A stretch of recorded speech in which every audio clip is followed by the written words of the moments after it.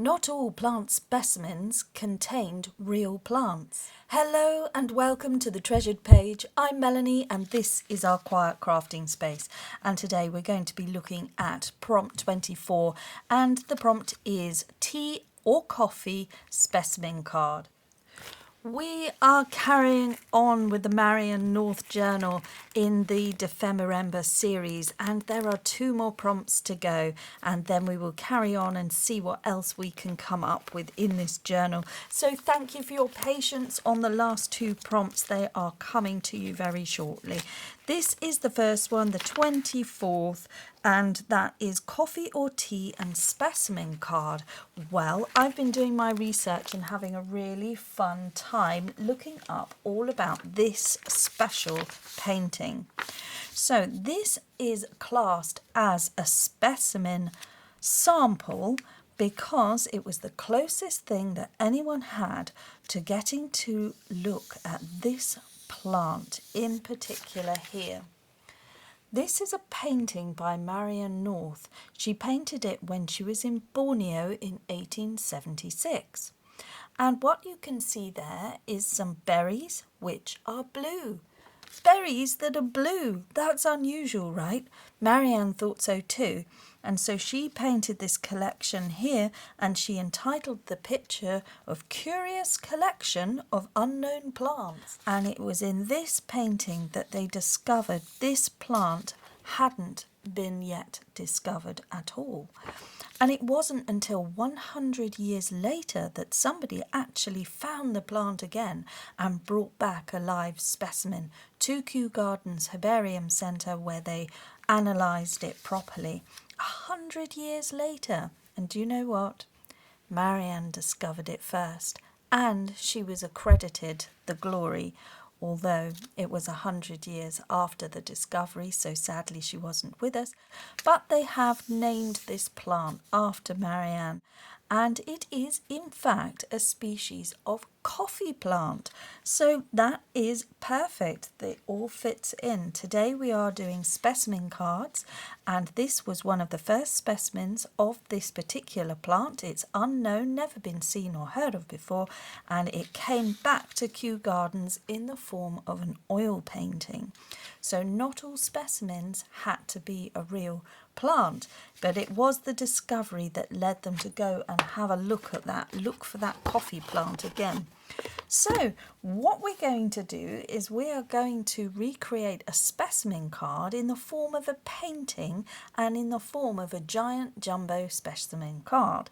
And we're going to be making it from junk because this is a junk journaling channel. We will be using an old tissue box. So without further ado, I'm going to find a knife and I'm going to cut out the front panel of this tissue box and we can see what we can create. Okay, with my tissue box frame all smoothed down, I'm putting it over here, and what I've done is I've found a composition that I like within this painting here. I want to make sure that I've got the blueberries in there. I like this bit, I like the leaf shape, and I want a little bit of the yellow. But what I've done is I've gone round with a pen and I've just drawn out a line to cut.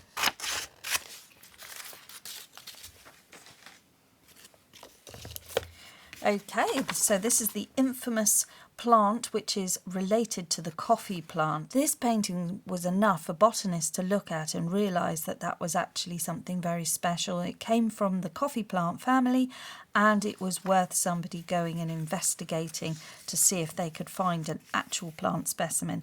That didn't happen until the 1970s, 100 years later after. Okay, I've got a piece of cellophane packaging and I'm just going to cut a little bit here so that I can imitate glass in the painting. And I'm just now going to put around my glue. I'm using art glitter glue just to get round here. And I'm working on the packaging side up because I want to have the card side as my front. So this is my back, and now just adding down the cellophane. and just stretching it out to make sure that I haven't got any lines, that it's all stuck nice and taut. And then over the top of that I shall just carry on gluing, and we'll be gluing down the picture. And now what we want to do is just get the picture in the right place. So I'm turning my frame over with all its glue and just going to try and line this up where we wanted it.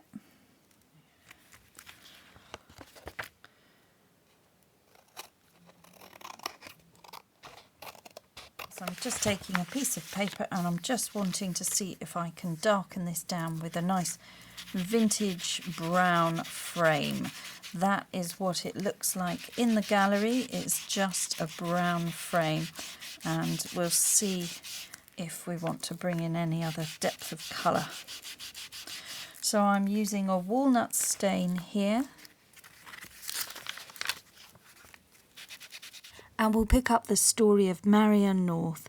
Marianne left Java in the same steamer which brought her there, bound for Sri Lanka via Singapore. As usual, she found many of her fellow passengers very trying. In particular, there was one dreadful woman with high-heeled boots who had 2 parrots and a baby. The baby was placed between the parrots, who deliberately bit the child until it screamed with pain, upon where the woman chuffed all 3, with results of even more uproar. The company on the boat from Singapore to Sri Lanka consisted of Dutch, Chinese and a group of mixed British, who were either sulking or totally silent.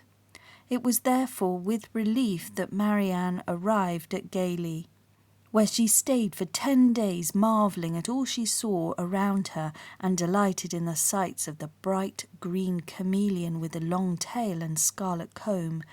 She did not, however, delight in her fellow countrymen, whom she described as an unchoice collection, much given to brandy and soda. Marianne identified herself with a bored monkey who had to go through all his tricks for the benefit of newly arriving passengers, whom he appeared to despise totally. However, he obviously recognised Marianne's worth and shook her by the hand on a day when he was not having to entertain. Colombo she found cooler but unattractive, and stayed there for only a few days. Then she went on to Kandy, the old capital, and admired the beautiful scenery and a train that climbed slowly up to the top of the pass, noting in particular the Kyoto palms with their fish-tail-shaped leaves. It was dark and raining when Marianne arrived at her hotel, and no one helped her with her luggage. She admitted to getting into a rage, and she scolded the idle natives, but was eventually given a room and a plate of half-cold, hard salt beef and carrots. Early next morning she set out for the famous botanical gardens, the idyllic spot with a river winding through the garden. Her letters of introduction resulted in her leaving that hotel and staying nearby with Judge Laurie. A very happy arrangement, as the judge was often away and she was able to paint to her heart's content. She avoided the city of Kandy. She was delighted to be able to be away from the croquet and the lawn tennis and the sandals. It was, she conceded, a pretty town with an artificial lake in the centre and a great temple of the tooth where Marianne tried to paint in semi-darkness one day. But it was while in Sri Lanka on January 1877 that Marianne met Julia Margaret Cameron, the famous photographer, who invited her to stay. Although Mrs. Cameron was no great beauty and something of an eccentric, Marianne found her oddities most refreshing, and the two found that they had so much in common. They were both independent-minded, both taking up their life's work later in life, and both despising the conventions of society. Mrs. Cameron did not begin her career in photography until she was 48 years old, when she was given a camera by her daughter. The thought of photographing Marianne put Mrs. Cameron into a fever of excitement, and the story of sitting for this has been told many times. Marianne was dressed in flowing drapery of cashmere wool.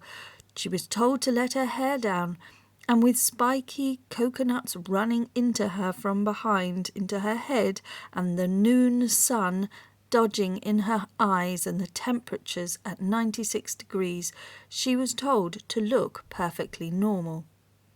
Mrs. Cameron, Marianne noted, wasted 12 plates, an enormous amount of trouble, but only succeeded in getting a perfectly uninteresting and commonplace person. Marianne eventually arrived back in England in late February 1877.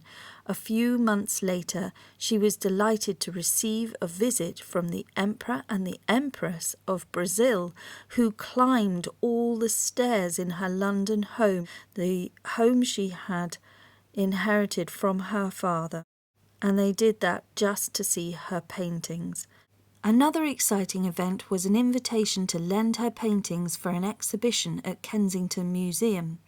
She had planned to go to India and so spent the last few weeks in England making a catalogue of her sketches and adding notes about their natural history, of which she found people woefully ignorant.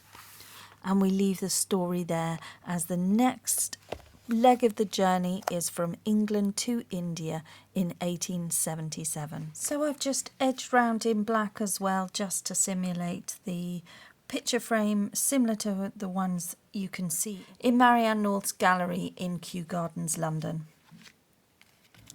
I've got a few other labels and things that we might be able to use, and I'm bringing the journal in to see if I can have that in here somewhere.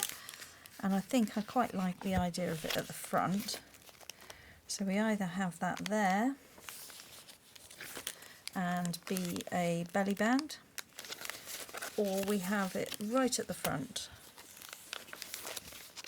And just take these pictures away for the moment and just see what we... Oh, I like that. That's very nice. That's quite a nice front page. And this is Marianne. This is her. The Miss Marianne North, the donor of the Botanic Picture Gallery at Kew Gardens, and this comes from an original book, a very old book, so it is a book plate, quite an old, very special one, and I found that on eBay, so I was pleased to get that because it is actually Marianne. It is a nice picture of her. So these are just digitals, but that has come from a lovely book on a really old vintage piece of paper. And it's absolutely wonderful. So I want that in the journal somewhere. That's a bit of a collectible, and at the moment it's there. So I think that is going to live there as a belly band, and I think what I will also do is add some herbarium labels on there just to hammer home the fact that this is a specimen, even though it is a painting, and this is the one occasion where a specimen can be a painting, because it identified a plant that they had no knowledge of and then allowed them to go and find the specimen. Just took them almost 100 years. And I think we might have the butterfly in there, as that was the pollinator. Okay, so I've got a plan now and I know where it's going to live. I'm just going to stick down my labels. The first one talks about herbaceous plants, which is great. Okay, I've got one of these plastic stickers. I'm just going to also add it here because I can't think of what else to do with these things. And we're dealing with a shiny surface anyway, so we'll just add a little bit more.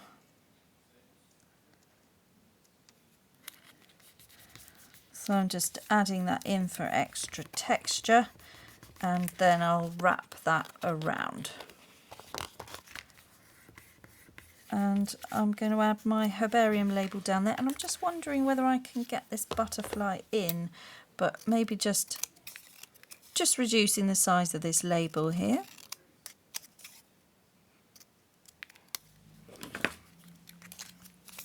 And I'm going to ink around my labels.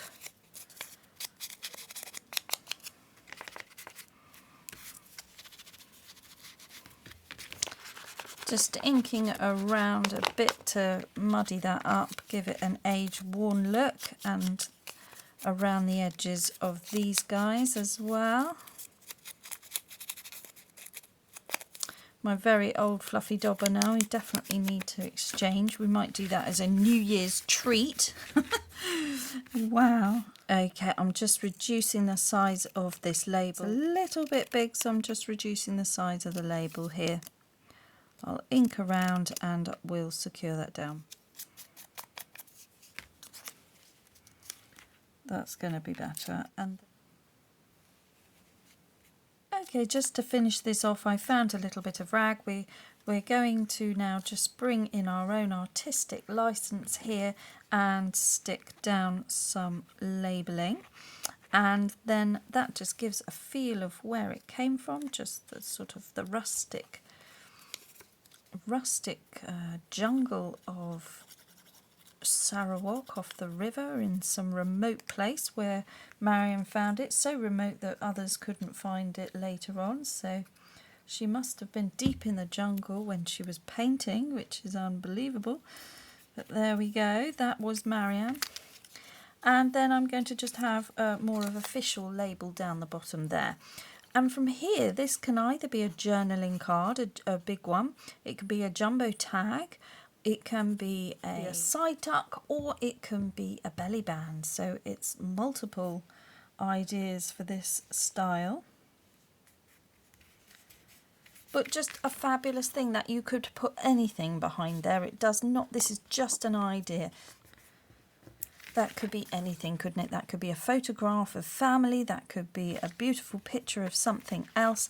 It does not need to be what I've done, but it's certainly how I've tackled the task today. And then I'm just inking round just to blend that in, give that a real aged effect. This little butterfly was another one of Clee Black Creations summer labels, so that is all available on her Etsy page, along with the mushrooms in time that I have in the journal. And there we go. And so there you can see how that works so well with this, and I could have that there if I want to. I could have that there. That could even be a really nice tuck point, and that could be a belly band there. So that works perfectly there, but I was quite keen to have it on the front cover. So now I'm a little bit torn because I really like that. I really like that there. So it could either live here and completely tie in beautifully with the Mushrooms in Time digital kit from Clee Black, matches her butterfly, also from the same designer, and that is from the Summer Labels collection. So that could go there, because I really cannot think what needs to go there, but that looks beautiful. So we might even do another one. That's an idea.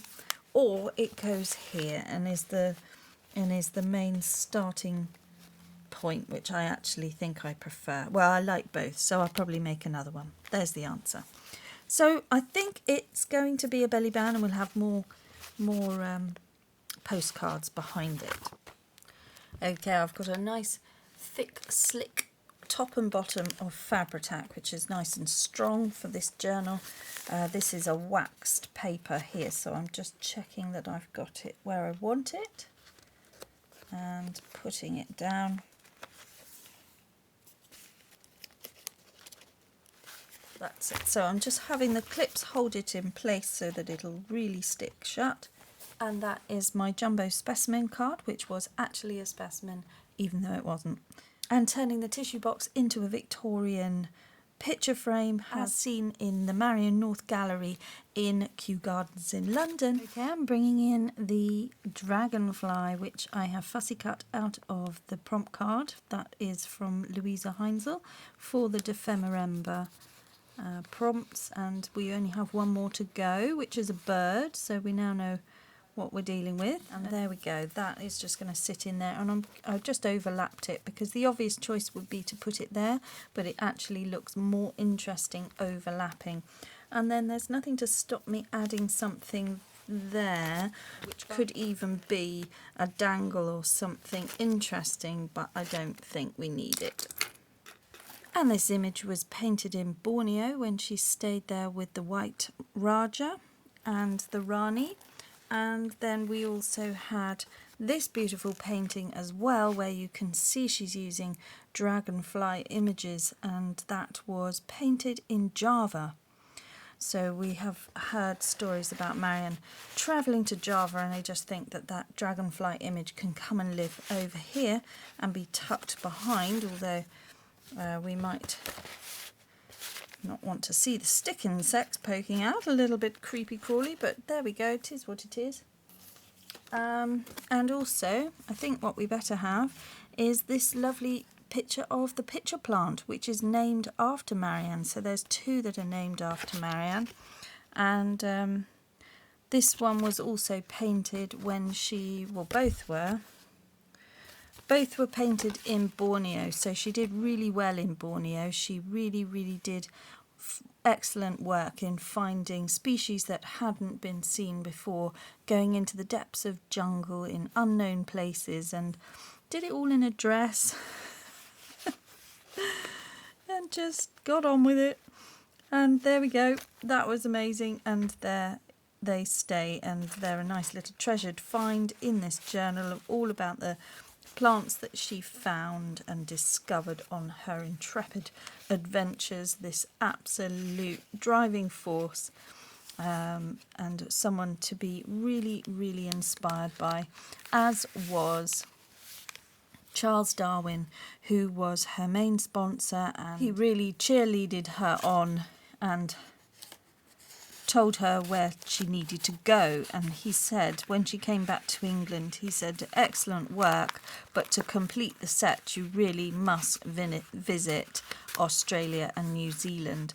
And so it was because of Charles Darwin's words that she saw this as a call of royalty almost to go and visit Australia and New Zealand. So we've got that all to come as well. And there we are. I think that finishes off the journal really well, and I hope you enjoyed watching that today. Give you some inspiration on how you can turn a tissue box into a Victorian picture frame as a belly band, side tuck, jumbo tag, large journaling card.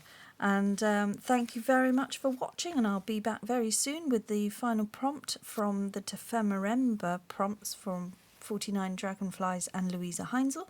And then after that time we'll be calling it the Marianne North journal, and I will be doing a separate playlist just to show you my work within this journal, which will then be more stories from Marianne's life, and we will add to it as I go forwards and make up the pages. But Dephemerember will finish shortly, and then I will explain what I will be doing after that.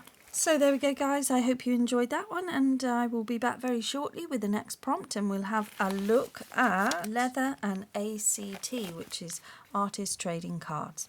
Okay, thank you so much for joining me, and above everything else, just slow down and make crafting time for you. Bye bye now.